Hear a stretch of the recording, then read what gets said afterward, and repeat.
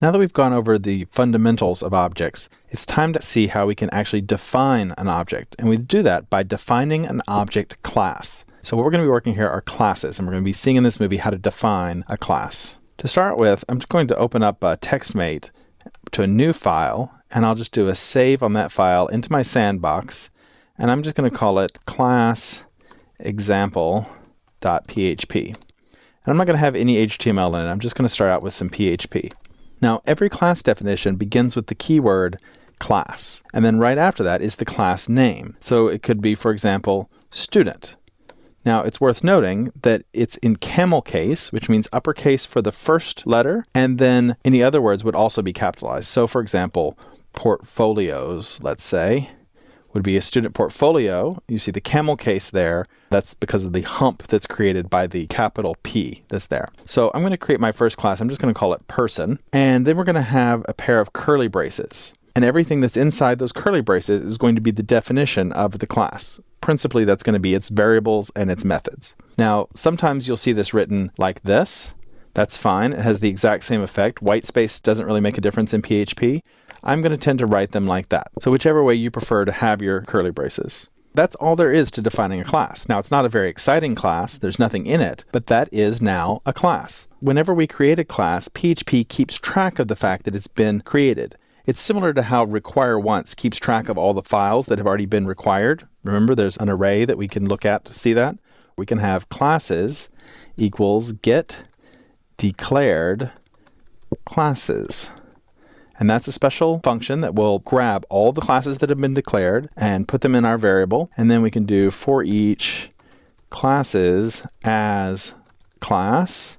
And we'll just do a simple for each loop through them to see them. Echo class, and then we'll just put a little BR tag at the end. There we go. So now if we just try running this simple script, it'll define the class. There's nothing in it, but it'll still define it anyway. It'll then add it to the declared classes, and we can pull that value back and output each of our classes. Let's just try that. So I'll go into Firefox, and we're going to be in our sandbox again, but this time class example.php. So there's a list of all the declared classes. Now you see there's a whole lot of them, right? A lot of these are already declared by PHP for us. But if we do a search here, actually down at the very bottom is person. That's the one that we did. So PHP defined all these other classes for us, and then person is the one that we defined. Now there's another way that we can do this besides listing them all out. Let's take all of this code real quick, and we'll just comment it out. Right? And let's ask if class exists, and then in quotes we'll put person, and then if it exists, then echo that class has been defined, and we'll put a BR tag after it.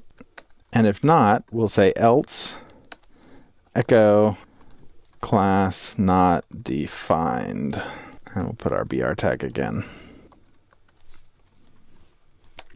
So that's just going to do a quick check to see, has the class been defined or not? Does the class exist?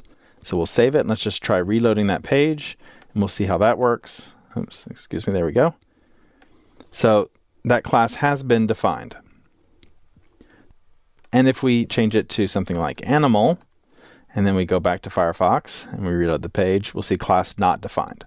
So that's one good way to find out if a class exists or not. So even though we've done a very unexciting class at this point, we already see that it's been created, and we can find out a little bit of basic information about it. In the next movie, let's take a look at how we can add some functionality to our class.